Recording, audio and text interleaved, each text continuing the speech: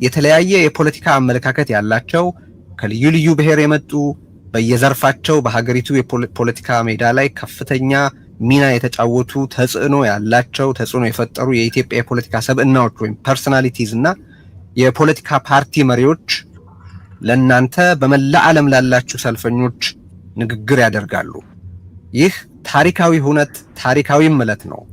ጦርነት እንዴት ሊቆም፣ አገዛዝ እንዴት ሊያበቃ፣ ዘላቂ ሰላምስ እንዴት ሊሰፍን ወይ ሊመጣ እንደሚችል ልዩ ልዩ አተያይ ያላችሁ ጉምቱ የፖለቲካ ሰብዕናዎችና የፖለቲካ ፓርቲ ተወካዮችና መሪዎች በአንድ መድረክ በአንድ አደባባይ ተገናኝተው ለእናንተ መልእክት የሚያሻግሩበት አዲስ ታሪክ የሚጽፉበት ዕለት ነውና ነው።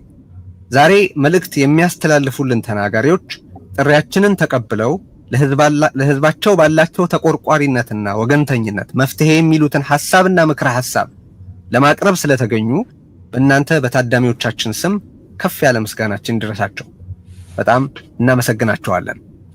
እናንተ በመላ ዓለም ያላችሁ ታዳሚዎችም የጉዳዩ ዋና ባለቤትም ብትሆኑ አተያይ፣ ብሔር፣ አካባቢ፣ ሃይማኖት ወዘተ አጥር ሳይሆንባችሁ በእነዚህ አጀንዳዎች ዙሪያ በተናጋሪዎቹ የሚቀርቡትን ምክረ ሐሳቦችና ሐሳቦች ለማድመጥ ስለተገኛችሁ በዚህ ትዕይንተ ህዝብ አዘጋጆች ስም ላመሰግናችሁ እወዳለሁ።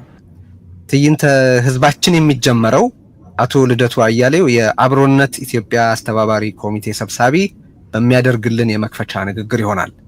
ወደ አቶ ልደቱ የመክፈቻ ንግግር ከመሄዴ በፊት ግን ለታዳሚዎችም ሆነ ለተናጋሪዎች ጥቂት ማስታወሻዎች ማቅረብ እወዳለሁ። በየመሃሉም እነዚህን ነገሮች ላስታውሳችሁ ሞክራለሁ። ለተናጋሪዎች በንግግር አቀራረባቸው ዙሪያ አንዳንድ ማስታወሻዎችን አስቀድመን የላክን ቢሆንም አንዳንዶቹን እዚህ መጥቀስ ያስፈልጋል ብዬ አስባለሁና ጥቂቶቹን ብቻ ላስታውስ። አንደኛ፣ በተቻለ መጠን ንግግራችሁ በተጠቀሱት አጀንዳዎች ዙሪያ ያላችሁን ሐሳብና ምክረ ሐሳብ ማቅረብ ላይ ቢወሰን ወይ ቢያተኩር እንወዳለን።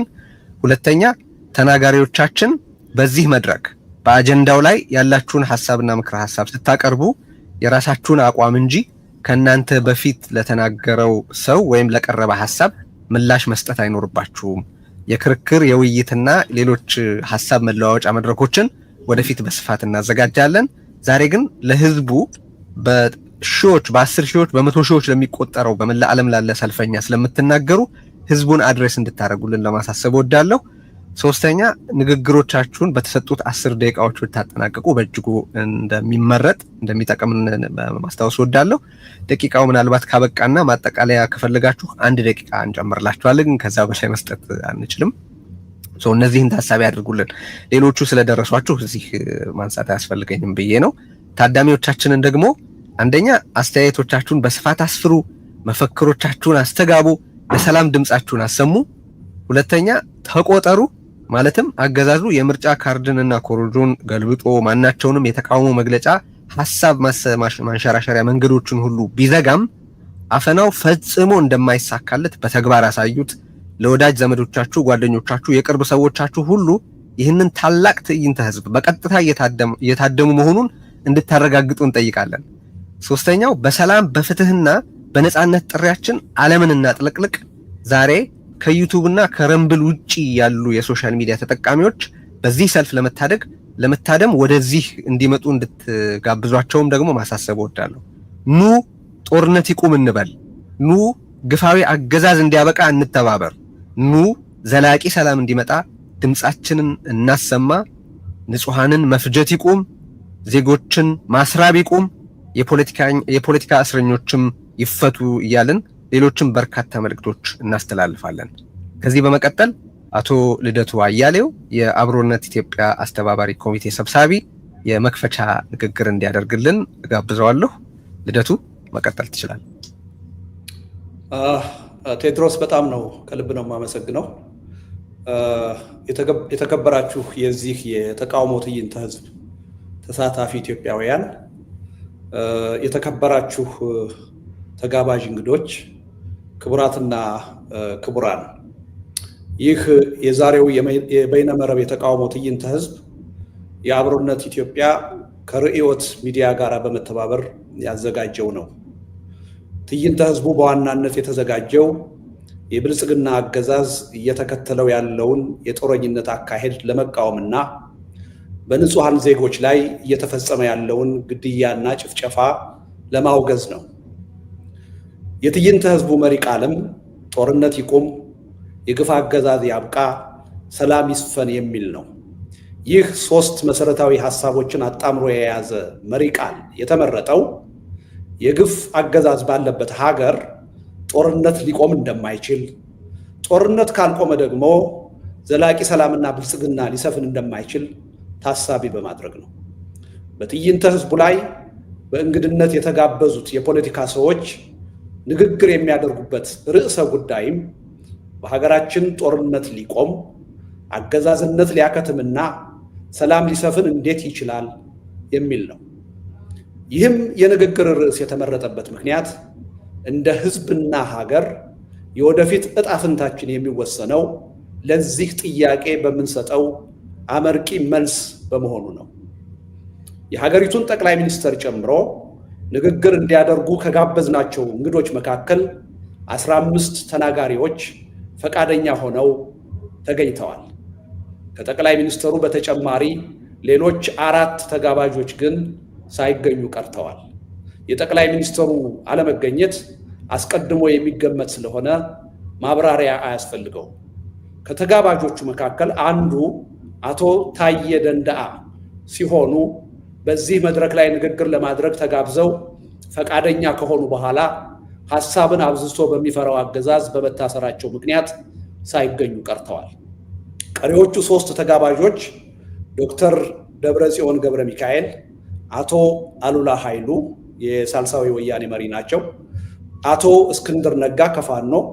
እነዚህ 3 የፖለቲካ ሰዎች ለእኛ ግልጽና አሳማኝ ባልሆነ ምክንያት ግብዣችንን ሳይቀበሉት ቀርተዋል። ነገር ግን በእነሱ አለመገኘት ምክንያት የውክልና መጓደል እንዳይፈጠር ለማድረግ የሚያስችል ቅድመ ዝግጅት አድርገን ስለነበር ጉድለቱን ለማሟላት ሞክረናል። በዚህም ምክንያት ያቀድነውን የ15 ተናጋሪዎች ቁጥር ማሳካት ችለናል። ይህንን ትዕይንተ ህዝብ ለህዝብ በቀጥታ እንዲያስተላልፉ ከጋበዝናቸው 25 የሚሆኑ መገናኛ ብዙሃን ውስጥ 20ዎቹ ይሄን ዝግጅት በቀጥታ ለማስተላለፍ ፈቃደኛ ሆነዋል። ንግግር አቅራቢዎቹም ሆኑ መገናኛ ብዙሃኑ ይህንን ትዕይንተ ህዝብ ካዘጋጀነው አካላት ጋር በአንዳንድ ጉዳዮች ላይ የአመለካከት ልዩነት ያላቸው ናቸው። ልዩነት መኖሩ ግን በዚህ መድረክ ላይ እንዳይገኙ አላገዳቸውም። የእኛን የአዘጋጆቹን አመለካከት ሳይሆን የአጀንዳውን ወቅታዊነትና ህዝባዊነት በመገንዘብ ላሳያችሁት ልባዊ ትብብርና ተሳትፎ ልባዊ ምስጋናዬን በዚህ አጋጣሚ አቀርባለሁ። ከልዩነት ይልቅ ለጋራ የህዝብ አጀንዳ ቅድሚያ መስጠታችሁ ወደፊት ለበለጠ ውጤት የሚያበቃ የትግል ትብብር መፍጠር እንደሚቻል የሚጠቁም ትልቅ ተስፋ ሆኖ አግኝተነዋል። ይህ ተነሳሽነት ወደፊትም የበለጠ ተጠናክሮ ሊቀጥል ይገባል። ዛሬ በዚህ መድረክ ላይ መገኘት ሳይችሉ የቀሩ ወንድሞቻችንም ከዚህ ጥሩ ትምህርት መቅሰም የሚችሉ ይመስለኛል። በአሁኑ ወቅት በስልጣን ላይ የሚገኘው የብልጽግና አገዛዝ ሀገሪቱን በብቃት ለመምራት የሚያስችል ዕውቀት፣ ልምድ እና ቅንነት አልኖረውም። ከአሁን በኋላ ከሁሉም በላይ ለህዝብና ለሀገር ደህንነት ደንታ ቢስና ለስልጣን የበላይነቱ ብቻ ቀናይ የሆነ ጦረኛ አገዛዝ በመሆኑ የኢትዮጵያንና የህዝቧን ህልውና ከፍተኛ አደጋ ላይ ጥሎታል። በሀገሪቱ እየተከሰተ ያለው የኢኮኖሚ ቀውስ፣ የማህበራዊ ትስስር መበጣጠስና የእርስ በርስ ጦርነት በተባበረ ትግል በፍጥነት ካልተቀለበሰ በስተቀር የመጨረሻ ዕጣ ፈንታችን እየተላለቁ ከመፈራረስ ውጭ ሊሆን አይችልም። በተለይም በአሁኑ ወቅት እየታየ ያለው የጦርነት ውጥረት ለይቶለት ከፈነዳ በሀገራችን ብቻ ሳይሆን በአጠቃላይ በአፍሪካ ቀንድ ከፍተኛ ቀውስና ትርምስ የሚያስከትል እንደሚሆን መጠራጠር አይቻልም። ይህንን እጅግ አውዳሚ የሆነ ከፊታችን እየመጣ ያለ ጦርነት ተባብረን እንዳይነሳ ማድረግ ካልቻልን በስተቀር ሀገራዊም ሆነ ህዝባዊ ህልውናችን ልንገምተው በማንችለው ፍጥነትና መጠን አደጋ ላይ መውደቁ አይቀሬ ነው። አሁን ላይ በህዝባችን ህዝባችን ከሚገኝበት ሁለንተናዊ ሰቆቃ አኳያ የሀገሪቱ የፖለቲካ ኃይሎች በጋራ አጀንዳ ተባብረን እንዳንታገል የሚያደርገን ምንም አይነት አሳማኝ ምክንያት የለም። በአጭሩ የማያዋጣ የተናጠል ሩጫችንን ትተን ካልተባበርን በስተቀር እያካሄድን ያለውን ትግል አናሸንፍም። ካላሸነፍን ደግሞ እየተላለቅን ከመፍረስ ከቶውንም አንድንም። እንደ ሀገርና ህዝብ ህልውናችን አደጋ ላይ ወድቆ እያለ ለማንኛውም አይነት የኢኮኖሚ ጥቅምም ሆነ ለፖለቲካ ስልጣን ቅድሚያ ልንሰጥ አይገባም። ኢኮኖሚያዊ ጥቅምም ሆነ የፖለቲካ ስልጣን ሊኖረንም ሆነ ሊጠቅመን የሚችለው መጀመሪያ እንደ አገርና ህዝብ ህልውናችን የመቀጠል ዋስትና ሲኖረው ብቻ ነው።